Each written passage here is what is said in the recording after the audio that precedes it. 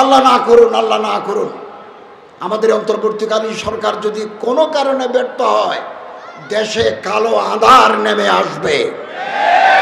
আপনারা রাস্তা দেখবেন না, কোনটা রাস্তা কোনটা খাল, অমাবস্যার অন্ধকার নেমে আসবে। আমরা চাচ্ছি transparently we will hand over power to the elected government after due course। এবং আমাদের চিফ অ্যাডভাইজার সাহেব বলেছেন, নির্বাচনের গাড়ি, নির্বাচনের ট্রেন লাইনের উপর তুলে দিছি, এটা এখন চলবে, স্টেশনে পৌঁছতে যতক্ষণ সময় লাগে। আমরা করি দলাদলি, আমরা করি বিভেদ, আল্লাহর দুশমনরা রাস্তায় দাঁড়িয়ে মুস্কি হাসে। ঐক্যই শক্তি, শক্তি শান্তি। আমরা এই জঞ্জাল পরিষ্কার করতে চাই। আপনারা মাঠ থেকে আওয়াজ তুলবেন, ভিতরে আমরা আছি। বাইরে মৌলানা জুনায়েদ আল হাবিব, ভিতরে আফম খালিদ হোসেন। মুসলমানদের ঘরে, অধিকাংশ মুসলমানদের ঘরে সিরতের কোনো গুরুত্বপূর্ণ কিতাব নাই, অথচ বাজার ভর্তি আরবি, বাংলা, উর্দু, ইংরাজি সিরতের কিতাব ভর্তি। একেবারে 1 খণ্ড 2 খণ্ড থেকে শুরু করে 20 খণ্ড পর্যন্ত সিরতের কিতাব আছে। আমরা যদি আমাদের জীবনের শুরু থেকে শেষ পর্যন্ত ব্যক্তি জীবন, পারিবারিক জীবন, সামাজিক জীবন, রাষ্ট্রীয় জীবন সিরতের আলোকে আলোকিত করতে পারি, তাহলে একটা সুন্দর সমাজ আমরা প্রতিষ্ঠা করতে পারবো ইনশাআল্লাহ। আপনাদের খেদমতে আমি আরজ করব যে আমরা সিরত অধ্যয়ন করব, ঘরে ঘরে সিরতের চর্চা চলবে, চর্চা চলবে। আল্লাহ তাআলা তৌফিক দান করুন, আমিন। এই যে দুনিয়া, যে দুনিয়ায় আমরা আছি, এটা কি? একটা রহস্য ঘেরা জগৎ।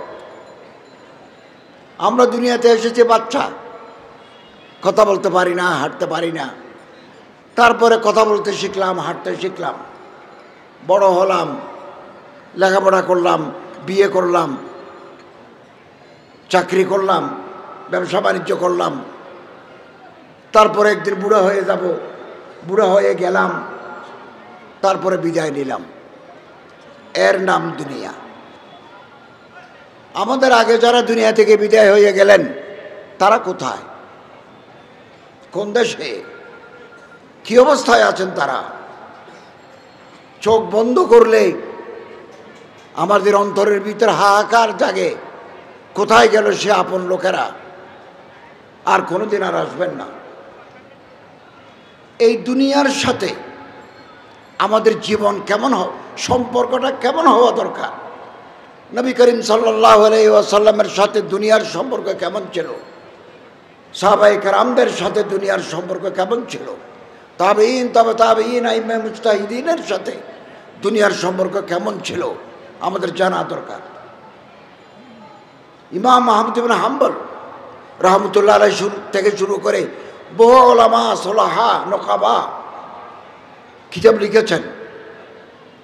এই সম্পর্কে কিতাব আছে। হযরত সাল্লাল্লাহু আলাইহি ওয়াসাল্লাম একটা ছোট ঘরে থাকতেন, ছোট ঘরে। আমি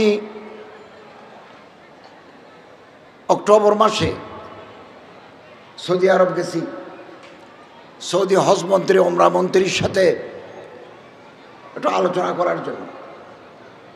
তো মদিনা শরীফে রাষ্ট্রীয় প্রটোকল হিসেবে আমাকে একেবারে ভিতর দিয়ে ঢুকাই রিয়াজুল জান্নার অংশ, যার সাথে আল্লাহ রসুলের রওজায়ে মোবারক লাগানো, ওখানে একটা জায়গা আছে, একেবারে কাছে। ওখানে দোয়া করেছি, নামাজ আদায় করেছি, রাওজাতুম মিন রিয়াজিল জান্নাহ। এটা হযরতের বাড়ি। সামান কি ছিল? হাকিমুল উম্মত হযরত থানবীর খলিফা সৈয়দ সুলাইমান নদভী রহমতুল্লাহ আলাইহি সিরাতুন নবী কিতাবে লিখেছেন ঘরের ভিতরে কি ছিল, সামান কি ছিল। আমাদের ঘরে সামান কি আছে? ওমর ইবনে আব্দুল আজিজ উমাইয়া খলিফা রাষ্ট্র পরিচালনার পর মাঝে মধ্যে একটা কামরায় গিয়ে একটু আরাম করতেন। ওই কামরায় কি? ওই কামরায় একটা খাট, যে খাটের উপর আল্লাহ রসুল থাকতেন, একটা কাঠের পেয়ালা, একটা কাঠের মশক, আরও কিছু হজরতের সাজ ও সামান নিয়ে একটা ছোট্ট করে রাখা আছে। মাঝে মধ্যে ওখানে গিয়ে উনি বসতেন, একটু আরাম করতেন।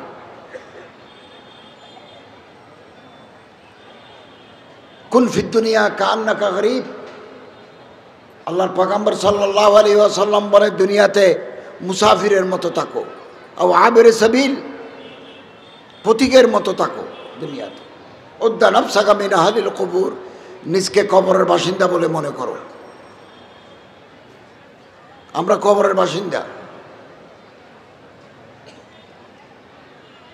ক্ষমতা, দৌলত, যশ, খ্যাতি একেবারে কম। দেখতে দেখতে এই বেলা ডুবে যাবে। আমাদের আগে যারা বাংলাদেশ ছাড়িয়েছে তারা নাই, আমরা অল্প দিনের জন্য আছি। ইন্টারিম গভর্নমেন্ট, আরবিতে বলাল হুকুমতুল ইন্তেকালিয়া, অল্প সময়। তারপর আমরা ভোট দিয়ে জনগণের নির্বাচিত সরকারের হাতে ক্ষমতা দিয়ে আমরা বিদায় নেব, আরেক দল আসবেন। এভাবেই চলবে, চর্চা এই রহেগা, এটা চলবে। আইয়ুব খান কোথায়? আইয়ুব খানের কবর আছে পাকিস্তানের হাজারা জেলায়। কবরের উপরে যে ধুলা পড়ে, এগুলো পরিষ্কার করার লোক নাই। ইরানের প্রেসিডেন্ট রেজা শাহ কোথায়? রেজা শাহর কবর আছে মিশরে। কবরের উপর যে গাছের পাতা পড়ে, এগুলো পরিষ্কার করার লোক নাই। এখন আমরা ক্ষমতায়, আমাদের আগেও গাড়ি পিছনেও গাড়ি, ইউনিফর্ম পরা লোক, সিভিল ড্রেসে, গোয়েন্দা। সব সময় আমি আসার আগে এখানে লোক চলে আসছে, কিছুদিন পরে থাকবে না, আমরাও থাকবো না। এটার নাম দুনিয়া। দুনিয়া। এখন আমরা টেলিফোন করলে আমাদের অফিসাররা সার সার করতে করতে ব্যতিব্যস্ত হয়ে পড়ে। এমন এক জামানা আসবে, আমি ফোন করলে উনি মোবাইল ধরবেন না, মোবাইল ধরবেন না, সুইচ অফ করে রাখবেন। এইটার নাম দুনিয়া। তো সুযোগ পাইছি বলে গাছের আগাটাও খেয়ে ফেললাম, তলাটাও কুড়ে নিলাম। এটা এই দুনিয়ার সাথে না ইনসাফি হয়েছে। সুযোগ পেয়ে ব্যাংকের সমস্ত টাকা লুট করি, বিদেশে বাড়ি তৈরি করলাম। এটা কোনো দেশপ্রেমিক মানুষের পরিচয় হতে পারে না। আল্লাহর কাছে জবাব দিতে হবে এই প্রতিটি জিনিসের। ফয়সালুকুম না মালিকুম, you will be accountable before the Allah the Lord provident. আল্লাহর কাছে জবাব দিতে হবে। সবগুলো রেকর্ড আছে, সবগুলো রেকর্ড। হযরত সাল্লাল্লাহু আলাইহি ওয়াসাল্লাম বলেন, মালি ওয়ালিদ দুনিয়া, আমার সাথে দুনিয়ার কি সম্পর্ক? আমি এমন এক মুসাফির, কারাকিবিন তাহাতা জিল্লিশ শাজারা, গাছের ছায়ায়, ফি ইয়াউমিন সাইফ, গ্রীষ্মকালে গাছের ছায়ায় একজন মুসাফির, ফরাহা ওয়া তারাকাহা, কিছুক্ষণ আরাম করলো, তারপরে উনি উঠে চলে গেলেন। গাছ কোথায়, দেশ কোথায়, উনি কোথায়, আমরা এরকম এরকম। এটাই দুনিয়া। একদিন আল্লাহ রসুল সাল্লাল্লাহু আলাইহি সাল্লাম সাহাবায়ে কেরামদের নিয়ে সফরে যাচ্ছেন। একটা বেড়া, কিতাবুজ জুহুদ আহমদ ইবনে হাম্বল, এটা মরা বেড়া রাস্তার কিনারে পড়ে আছেন। হযরত সাল্লাল্লাহু আলাইহি সাল্লাম বলেন, ও আমার সাহাবা, 2 টাকা দিই, 2 দিরহাম দিই, এই ছাগলটা কে কিনবে বলো? সাহাবারা বলে, হুজুর 2 টাকা নয়, মফত যদি কেউ আমাদের দেয় আমরা এই মরা ছাগল কিনব না। নবী করিম সাল্লাল্লাহু আলাইহি ওয়াসাল্লাম বলেন, আল্লাহর কাছে এই দুনিয়া এ মরা ছাগলের চাইতেও কম। আহবানু আলাল্লাহ বিন হাদি, এটা নাম দুনিয়া। যে পুলিশ আমাদের পাহারা দেয়, সেলুট মারে, সময়ের ব্যবধানে এই পুলিশ আমারে হাত করা দেবে, এটা নাম দুনিয়া, এটা নাম দুনিয়া। এই জন্য আমি রাতের বেলা আল্লাহর ওলিদের দরবারে যাই, গাড়ি একটু দূরে রেখে যাই। সাধারণত রাষ্ট্রীয় দায়িত্ব থাকার কারণে without protocol, without gunman, we can't travel to any parts of the country. আমরা পারি না। ওই চুল কাটতে হলে ওই সেলুনওয়ালাকে ঘরে ডাকি, কই দিন। বহু মানুষ ঘর বানায়, বিল্ডিং বানায়, তিনি জানেন না এই বিল্ডিংয়ে উনি থাকতে পারবেন না। থাকার জন্য কটা বাড়ি লাগে, কটা বাড়ি লাগে। একটি যুদ্ধের মাধ্যমে আমরা এই দেশ অর্জন করেছি। লক্ষ কোটি উলামায়ে কেরামের চোখের পানির বরকতে এই দেশে মসজিদ, মাদ্রাসা, খানাকায় ভর্তি হয়ে গেছে। এই দেশটাকে শেষ করে দেওয়া, সমস্ত ইনস্টিটিউশনকে ধ্বংস করে দেওয়া কোনোদিন দেশপ্রেমিকের পরিচয় হতে পারে না। সম্মানিত হাজরিন, সিরত থেকে আমরা আদর্শ গ্রহণ করি, সিরতের রাসূল থেকে আদর্শ গ্রহণ করি। আল্লাহর ডর আমাদের কলিজার ভিতরে ঢুকাই। তাকওয়া আল্লাহ, আল্লাহ আমারে দেখেন, আমি আল্লাহরে দেখি। আমি আল্লাহরে না দেখলো আল্লাহ আমারে দেখেন। আমি আল্লাহর সামনে আছি, এর নাম তাকওয়া। এই তাকওয়াই মানুষের মুক্তির পথ, মুক্তির পথ। সাহাবায়ে কেরাম রাদিয়াল্লাহু তাআলা ব্যবসা করছেন। হযরত আব্দুর রহমান ইবনে আউফ ব্যবসায়ী, হযরত ওমরও ব্যবসায়ী, হযরত উসমান রাদিয়াল্লাহু তাআলা ব্যবসায়ী। কিন্তু ওনাদের টাকা ইসলামের সেবায়, দ্বীনের সেবায় ওনাদের অর্থ ব্যয় হয়েছে। হযরত উসমান রাদিয়াল্লাহু তাআলা আনহু তাবুকের যুদ্ধ, গজওয়াত তাবুক, তাবুকের যুদ্ধে উনি একেবারে স্বর্ণ মুদ্রা কোরতাতে করে এনে আল্লাহ রসুলের কোলে ঢালি দিলেন। হযরতে সোনার টাকাগুলো নাড়াচাড়া করে বলে, মাদাররা উসমান বাদাল ইয়ম, আজকের পর থেকে উসমানের আর কোনো ভয় নাই। তাবুকের যুদ্ধে আমি ইনশাআল্লাহুল আজিজ জানুয়ারিতে সৌদি মন্ত্রীর সাথে হজের চুক্তি করার জন্য যাব। এই চুক্তি করার পর আমি আমাদের জেদ্দাতে একজন অ্যাম্বাসেডর আছেন,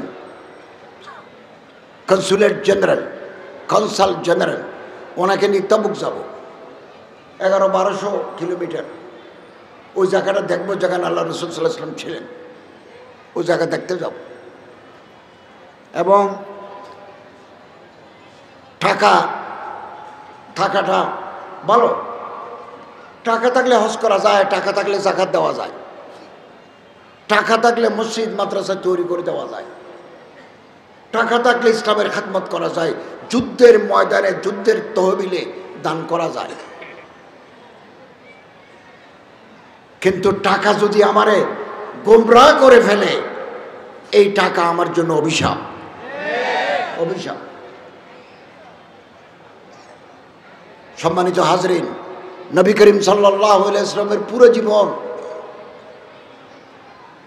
মা আনা আলাইহি ওয়া আসহাবিহি, হযরতের জীবন, হযরতের সাহাবায়ে কেরামদের জীবন আমাদের তরিকা। এখন আলহামদুলিল্লাহ বাজারে সিয়রুস সাহাবা 17 খণ্ড বাজারে আসছে বাংলা হয়ে।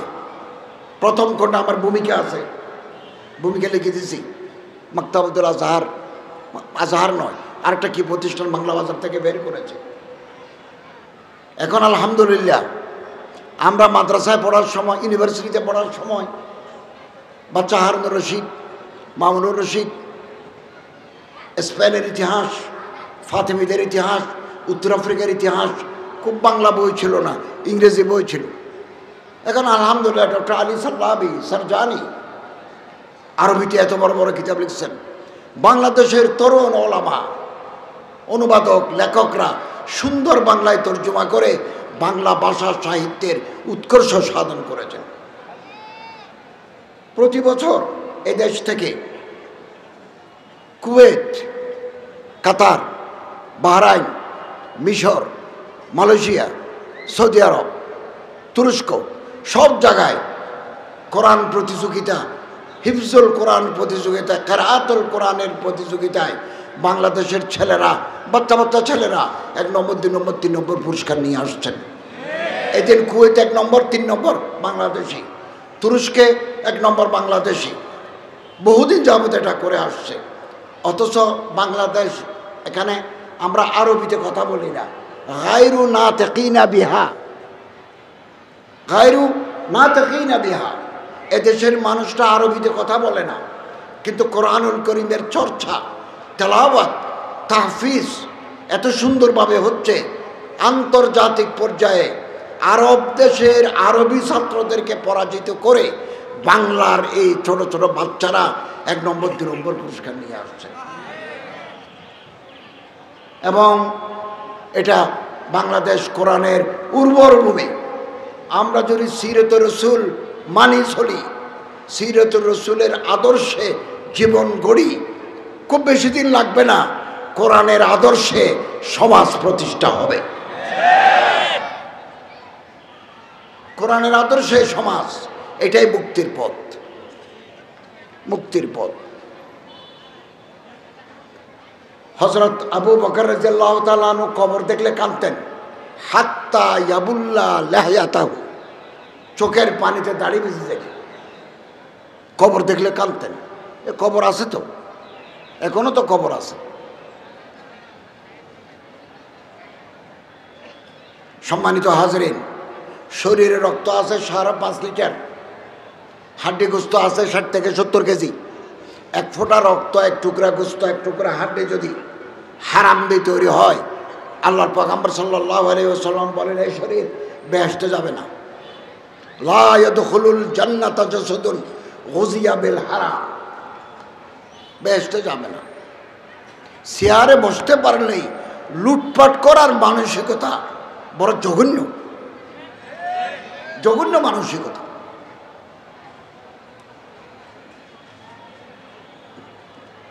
এক ফোঁটা রক্ত, 1 টুকরা গোস্ত হারাম দিয়ে যদি তৈরি হয়, এই শরীর বেহেশতে যাবে না। আমাদের ভবিষ্যৎ কি? ভবিষ্যৎ কি? সম্মানিত হাজরিন, হুজুর আকরাম সাল্লাল্লাহু আলাইহি ওয়াসাল্লাম যে সাহাবায়ে কেরাম তৈরি করে গেছেন, ওনাদের আদর্শ, ওনাদের জীবনধারা আমাদের জন্য উজ্জ্বল আলোকবর্তিকা, আলোকবর্তিকা। এক দেশ থেকে আরেক দেশে চলে গেছেন দাওয়াত, তাবলীগ, তালিম, জিহাদের জন্য। আফ্রিকায় যাচ্ছেন, উকবা ইবনে নাফে কিছু মানুষ পাইলি বলতেন, ভাই এক আল্লাহ ছাড়া কোনো মাবুদ নাই, হযরত মুহাম্মদ সাল্লাল্লাহু আলাইহি ওয়াসাল্লাম আখিরি নবী, লা নবিয়্যা বাদি, লা নবিয়্যা বাদা, কোরআনুল করিম আল্লাহর কিতাব, এটা মানি চলবে। সবাই বলল আমরা তো কথা আর শুনি নাই। সাহাবায়ে কেরামের কথা বলার পরে বলতেন হাল মিন ওয়ারাইকুম আহাদুন, তোমাদের পরে কি আর কোনো দেশ আছে, কোনো মানুষ আছে? বললো আছে তো। আবার গেল 50 মাইল, এই সুদান, সোমালিয়া, আফ্রিকা, মারাকাশ, এগুলো এভাবে মুসলমানদের অধীনে এসেছে। এমনি আসে নাই, এমনি আসে নাই। তারপর একেবারে চলে গেল মারাকাশ, আল মাগরিব, যেটার নাম আধুনিক নাম মরক্কো। দাওয়াতি কাজ করে, তসবিহও আছে, জায়নামাজও আছে, কোরআন শরীফও আছে, তরবারিও সাথে রাখছেন। তসবি ধরে যদি টান মারে, জায়নামাজ যদি কেড়ে নিতে চায়, আল্লাহর কালামের সাথে যদি বেয়াদবি করে, তাহলে তরবারি ঝলসে উঠবে। হযরত শাহজালাল রহমতুল্লাহ আলাইহি সিলেটে এসেছেন, আমরা জানি না। ওনার ইয়াদগার, ওনার নওয়াদেরাত, বহু বছর আগে আমি যখন ছাত্র, বিশ্ববিদ্যালয়ের ছাত্র আমি, তখন প্রথমবারের মতো সিলেটে গেছি। আমি তো একটা পত্রিকায়ও কাজ করতাম, একটা ইংরেজি পত্রিকায়। তো আমি ওনার বাড়িতে গেছি, বললাম যে ওনার কিছু স্মৃতি আমাদের দেখান। তো একটা জায়নামাজ দেখালেন, ছিঁড়ে যাচ্ছে। একটা স্যান্ডেল দেখালেন, গাছের খড়ম। আর একটা তলোয়ার দেখালেন, তলোয়ারের ডাঁট যেটা আছে কাঠের, এটা নষ্ট হয়ে গেছে, তলোয়ারটা আছে অনেক লম্বা। আমি মনে মনে ভাবলাম, আল্লাহ রে বলি, বাংলাদেশে দাওয়াতে তাবলীগের কাজ করার সময় তলোয়ার আনতেও বলেন নাই, জায়নামাজ আনতে বলেন নাই, কোরআনুল কারীম আনতে বলেন নাই, খড়ম আনতে বলেন নাই, তলবারি আনতেও বলেন নাই।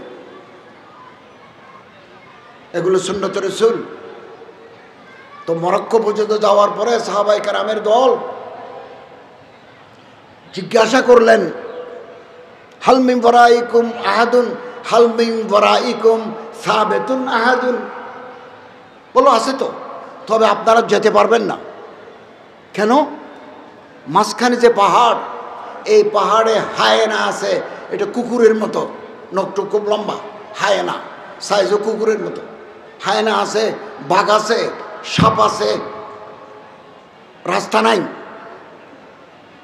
সাহাবায়ে কেরাম রাদিয়াল্লাহু তাআলা আনহুম বলেন, তুমি এটা চিন্তা করো না, মানুষ আছে কিনা বলো, আমার দাওয়াত দরকার, আমার তালিম দরকার, সিরাতুর রাসূল পৌঁছানোর দরকার। তারপরে সাহাবায়ে কেরামদের বলেন, রাস্তা কাটো, পাহাড়ের উপর দিয়ে রাস্তা কাটো, যে রাস্তা দিয়ে কেবল ঘোড়া যেতে পারে। তারিখুল মাগরিব, তারিখুল উনদুরুস কিতাবে লেখা আছে, পাহাড় কেটে যাচ্ছেন।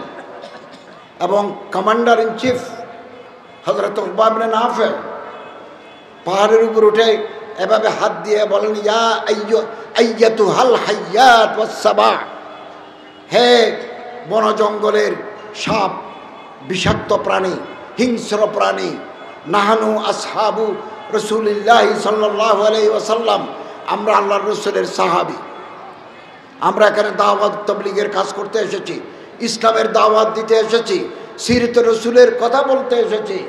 ইরহালু আন্না, তোমরা আমাদের ছেড়ে চলে যাও, আমাদের জন্য জায়গা করে দাও। যদি রাস্তায় পাই কতলনাহু, আমরা তোমাদের হত্যা করব। আবুল হাসান আলী নাদভী রহমতুল্লাহ আলাইহি বলেন, এই পার থেকে ওই পারে চলে গেল, গহীন জঙ্গলের ভিতরে কোনো বাঘ ভাল্লুকের দেখা হয় নাই, বরঞ্চ দেখা গেল বাঘ তার বাচ্চার গর্দানার উপর কামড় দিয়ে নিরাপদ জায়গায় চলে যাচ্ছে। মরক্কো, যেখানে রাজধানী রাবাত, একটা শহর আছে ক্যাসাব্ল্যাঙ্কা, 50,000 মানুষ এক ইমামের পিছনে নামাজ আদায় করতে পারে। পৃথিবীর শ্রেষ্ঠ মসজিদ ক্যাসাব্ল্যাঙ্কা জামে মসজিদ। তারপরে জমিন শেষ, আটলান্টিক সাগর, বাহরুল কাহেল। সাহাবায়ে কেরাম নদীর কিনারে দাঁড়িয়ে দেখলেন মানুষ নাই। সবাইকে বলেন একটু পানিতে নামো, আমরা যতদূর যেতে পারি যাব। ফালইউবাল্লিগি শাহিদুল গায়বা, আল্লাহর পয়গম্বরের কথা। এই যে মৌলানা হযরত আল্লামা মাওলানা জুনায়েদ আল হাবিব সাহেব এখান থেকে ওয়াজ করে মুগদা যাবেন, মুগদা থেকে যাবেন আরেক জায়গা গেন্ডারিয়া। প্রতিদিন দূরে, অনেক দূরে দূরে সিরতের দাওয়াত দিয়ে যাচ্ছেন। তো বকতের ইস্তাতাআত ওনারা গলা পর্যন্ত গেলেন, এরপরে গেলে ডুবে যাবেন। ওখানে যাওয়ার পরে বলতেছেন, আল্লাহ যতদূর তোমার জমিন ছিল তোমার পয়গম্বরের ফালইউবাল্লিগি শাহিদুল গায়বার দাওয়াত পৌঁছে দিয়েছি, এখন তো আর যেতে পারি না। লাউলা হাযিহিল বাহর লামাযিতু ফিল বিলাদ মুজাহিদান ফি সাবিলিক ওয়া উকাতিলু মান কাফারা বিকা। আমরা যদি ওই পারে যেতে পারতাম, নৌকা থাকতো, তাহলে ওই পারে গিয়ে তোমার কোরআনের দাওয়াত, তোমার নবীর রিসালতের দাওয়াত আমরা ওই পারে পৌঁছে দিতাম। এটা পৌঁছাতে গিয়ে যদি কেউ আমাদের দাড়ি ধরে টান দিত, উকাতিলু মান কাফারা বিকা, তার বিরুদ্ধে তলোয়ার ধরতাম।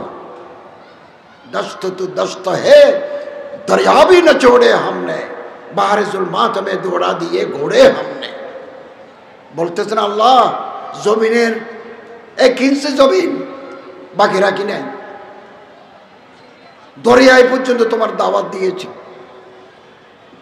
একমাত্র সিরত রাসূল আল্লাহর পয়গম্বরের কালজয়ী আদর্শ আমরা যদি মেনে চলতে পারি, আমাদের হৃদয়ে জায়গা দিতে পারি, আমাদের ব্যক্তি জীবন, পারিবারিক জীবন, ব্যবসায়িক জীবন, সামাজিক জীবন, রাষ্ট্রীয় জীবনে যদি রসুলের আদর্শ সুন্নতকে ধরে থাকি, তাহলে বিজয় আমাদের হাতে আসবে আসবে। সম্মানিত হাজরিন, সারা দুনিয়াব্যাপী জাগরণ আসছে, সারা দুনিয়াব্যাপী। আমাদের আর ভেদাভেদ করার টাইম নেই। একতলাপ থাকবে। আপনি এক মাদ্রাসার ফারেক, আমি আরেক মাদ্রাসার ফারেক। আপনি এক পীর সাহেবের মুরিদ, আমি আর পীর সাহেবের মুরিদ। আপনি জিকির বড় করে করেন, আমি জিকির ছোট করে করি। আপনি এক ইমাম সাহেবকে মানেন, আমি আরেক ইমাম সাহেবকে মানি। এগুলো আছে, এগুলো থাকবে, কিন্তু ইসলামের বৃহত্তর স্বার্থে আমি এবং আপনি এক এবং অভিন্ন। আলেমদের মধ্যে, মুসলমানদের মধ্যে একতলাপ, ইফতিরাক, দলাদলি, হানাহানি, বিবাদ তৈরি করার জন্য শত্রু তৈরি আছে। আসুন একে অপরের হাত ধরি, মানুষের গুণগুলো দেখি, দোষগুলো চশমপুষি করি। ফার্সিতে একটা কথা আছে, চশমপুষি, দেখেও না দেখার বান করা। আপনার দোষ, আমার দোষ, সবার দোষ আছে।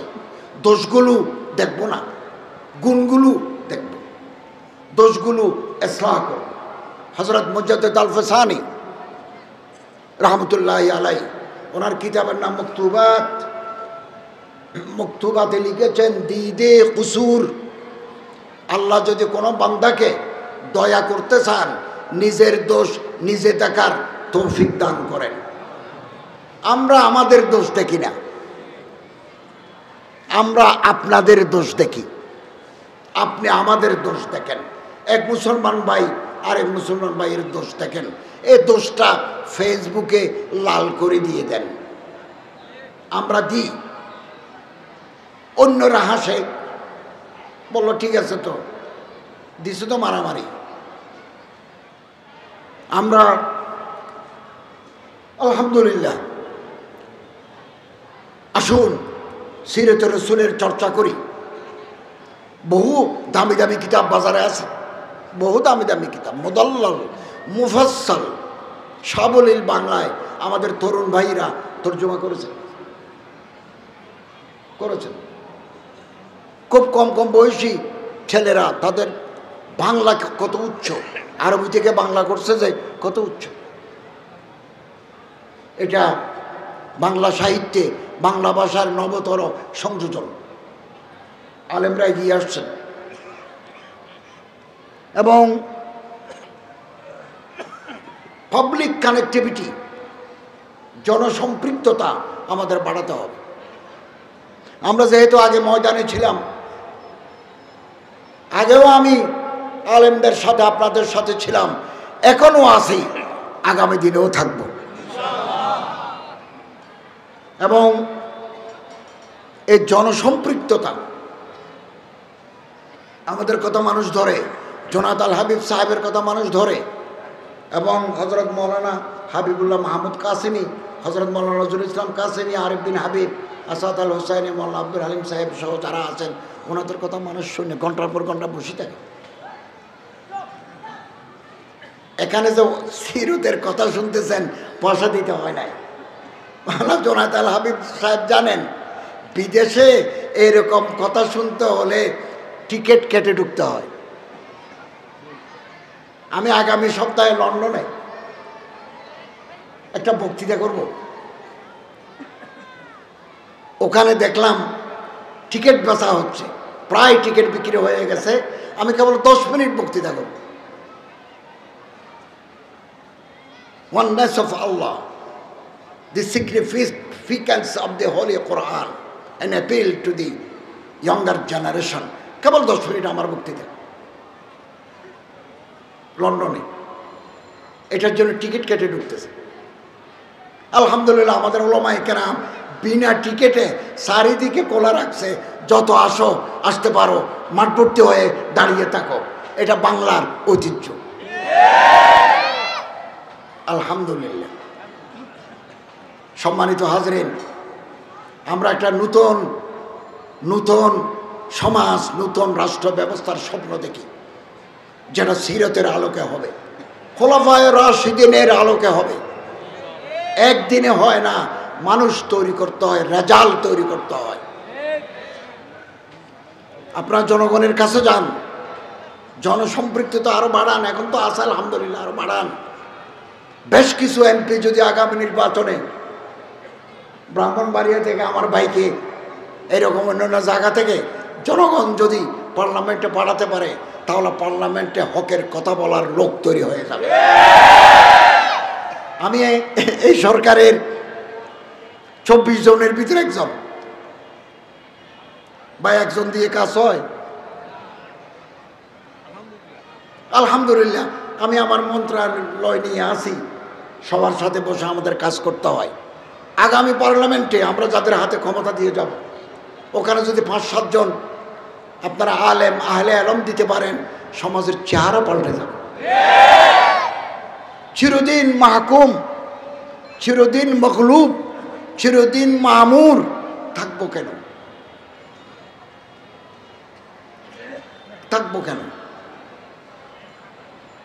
আলহামদুলিল্লাহ বহু আলেম ওলামা মাদ্রাসা থেকে ফারেক হয়ে সচিবালয়, আজকে আমি সকালবেলা কালকা হাটাজারিতে তকরির করছি, সকালে ফ্লাইটে আসছি যে, তো আমার প্রোটোকলের জন্য যে ম্যাজিস্ট্রেট ছিল উনি আলেম।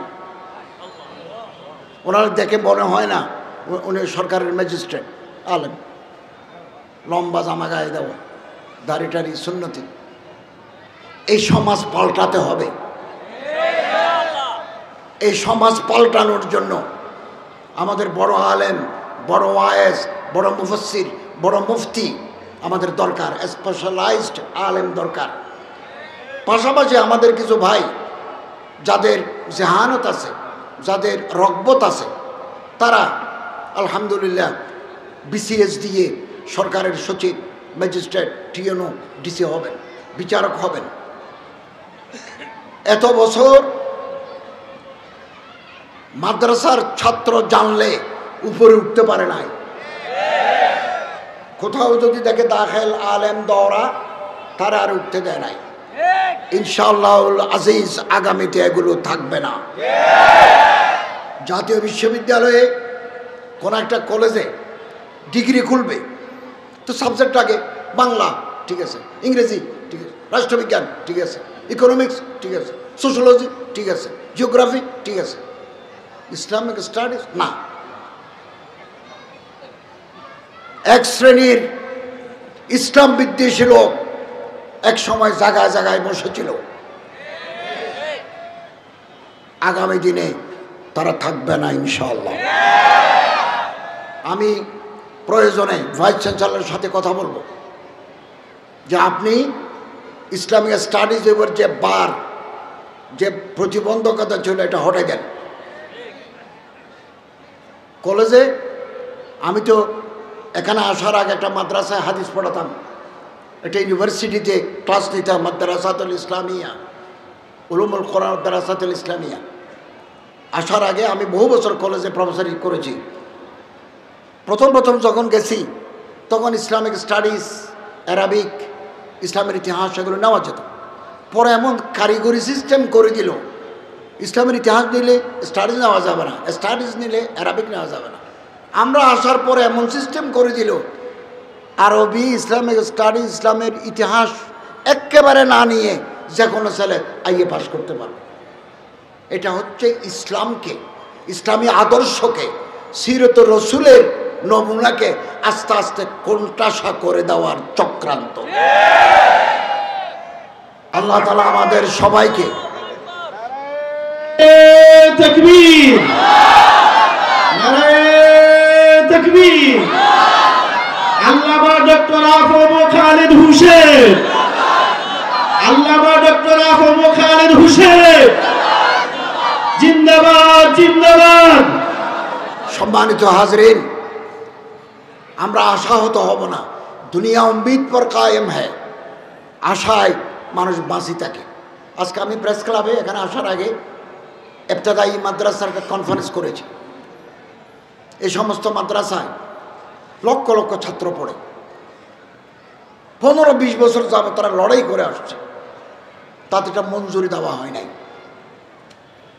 প্রাইমারি স্কুলে শিক্ষকদের ট্রেনিংয়ের জন্য আমাদের বাংলাদেশ সরকারের 50টা প্রাইমারি ট্রেনিং ইনস্টিটিউট আছে, কিন্তু ইবতেদায়ী মাদ্রাসা জন্য কোনো ট্রেনিং সেন্টার নেই।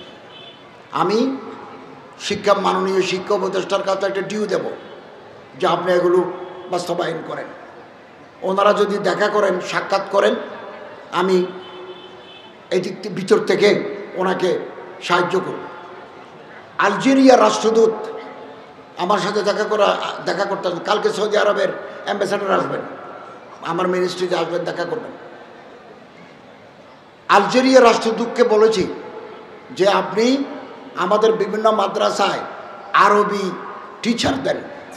আলজেরিয়ার ভাষা আরবি এবং ফরাসি, ফরাসি মানে ফার্সি নয়, ফ্রেঞ্চ,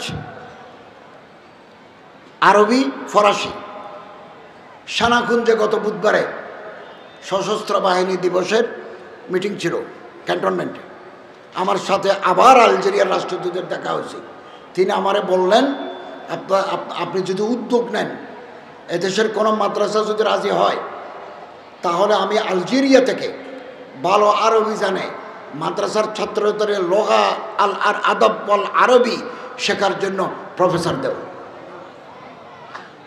আমাদের কোনো মাদ্রাসা, তবে আপনি মেহমান আনবেন, ওনারা কি খায়, কোন মানের জায়গায় থাকে, এগুলো আগে থেকে একটু নিশ্চিত হতে হবে।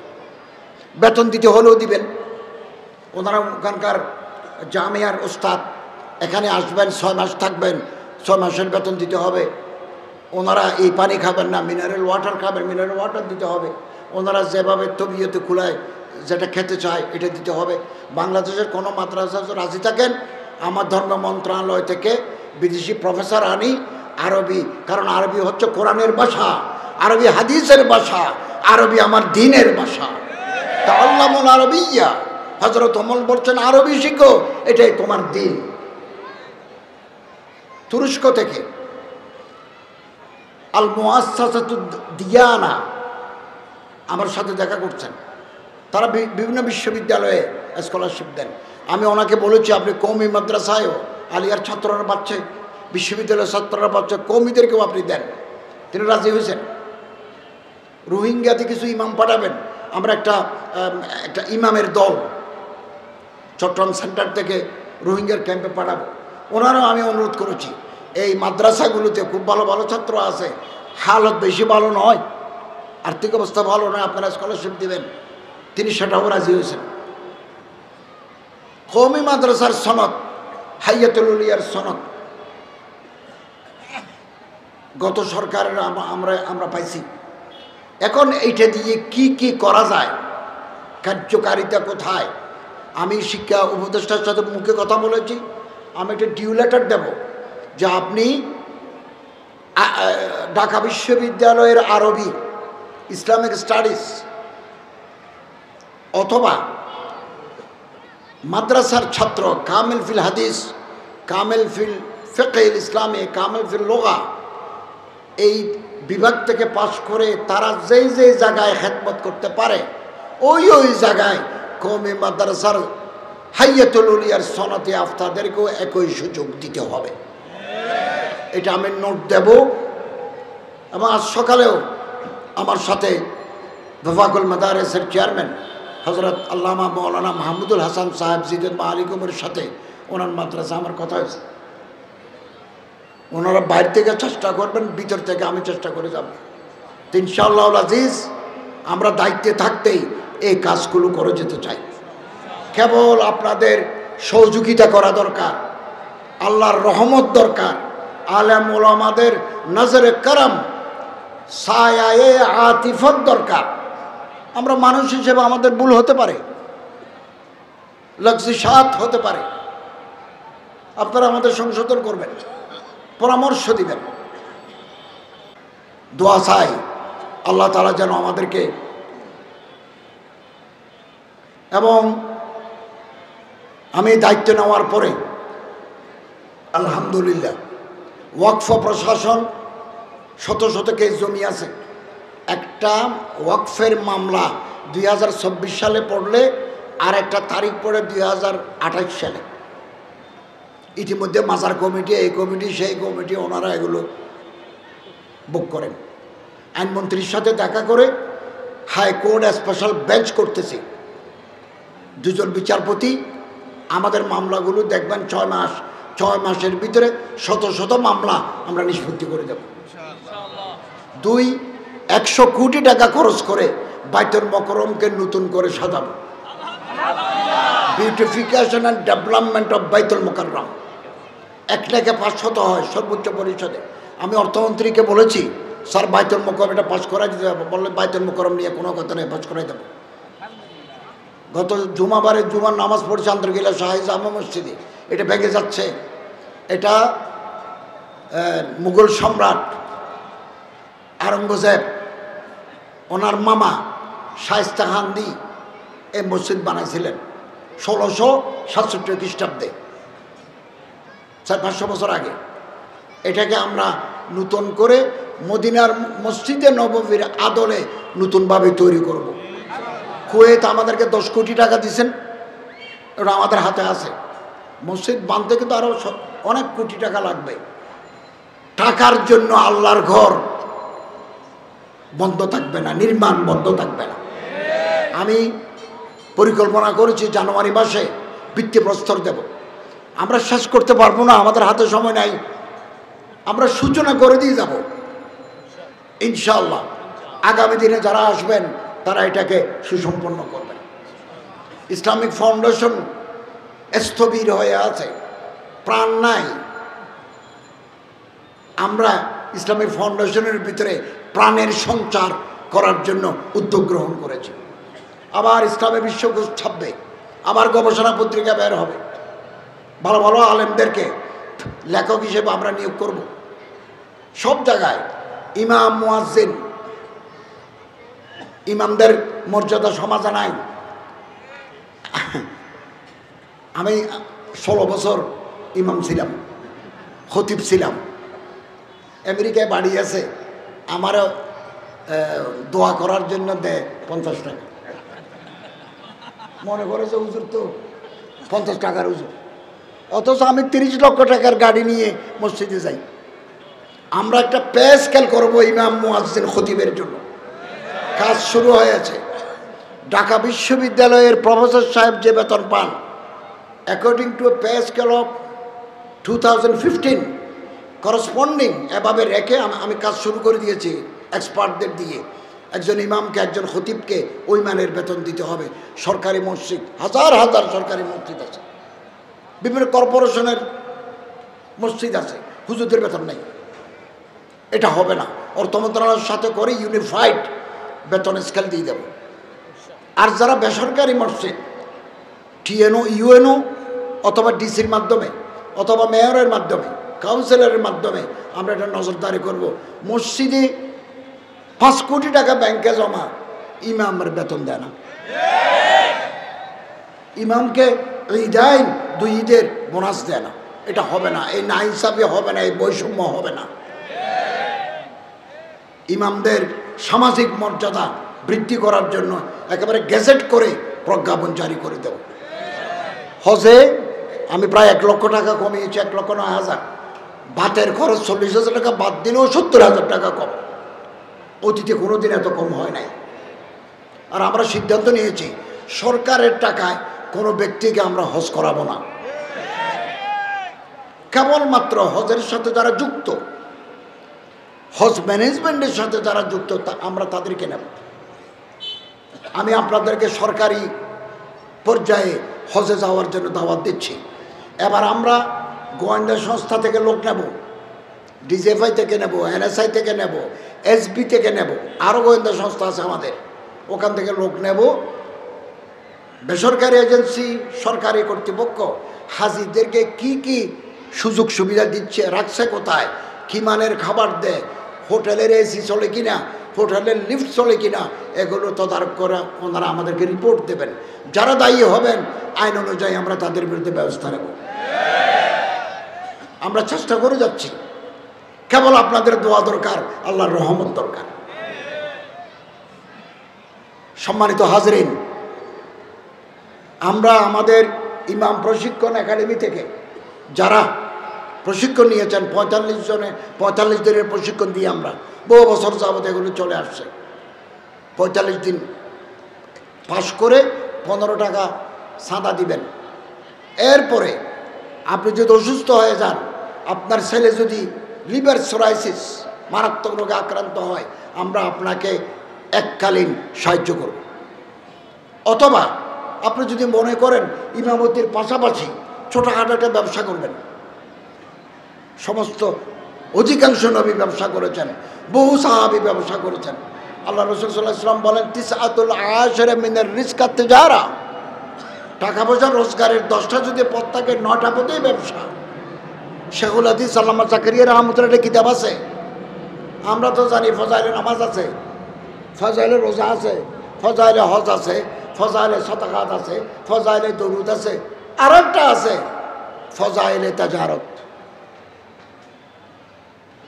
এটা চট্টগ্রাম থেকে অনুবাদ হয়েছি, আমি এটা ভূমিকা লিখে দিয়েছি, ফজাইলে তাজারত, ব্যবসার ফজিলত। তো কোনো আলেম, কোনো ইমাম সাহেব যদি ছোটোখাটো একটা ব্যবসা করতে চান, এই পুঁজিও আমরা দেব।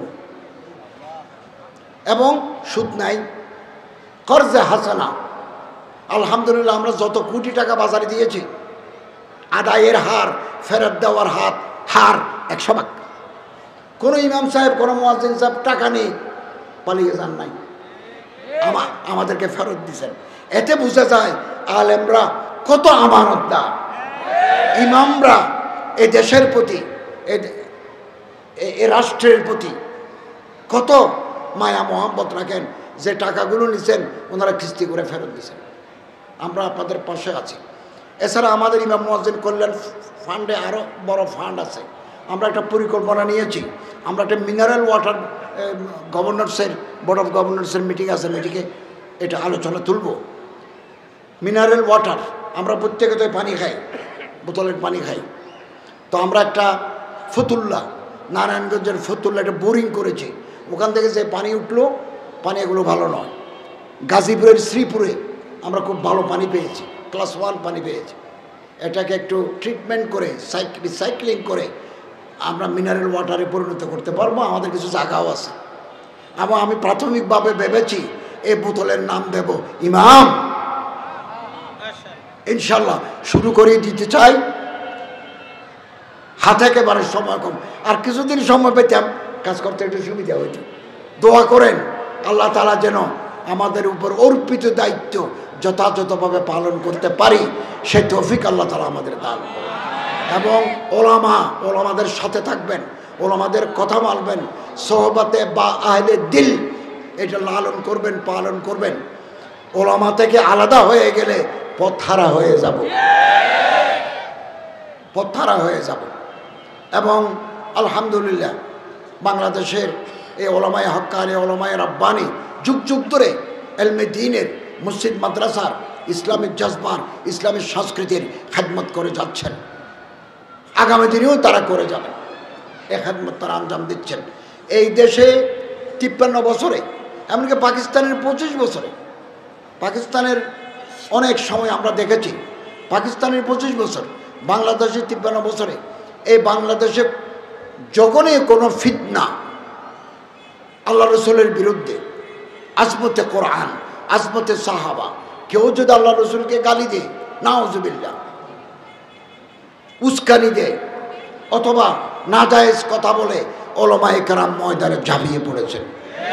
কখনো ঘাম দিয়েছেন, কখনো রক্ত দিয়েছেন। এই দেশের ওলামাদের ঐতিহ্য আছে, সেই ঐতিহ্য আমাদের লালন করতে হবে। আল্লাহ তাআলা তৌফিক দান করুন, আমিন। ওয়া আখিরু দাওয়ানা আনিল হামদুলিল্লাহি রাব্বিল আলামিন।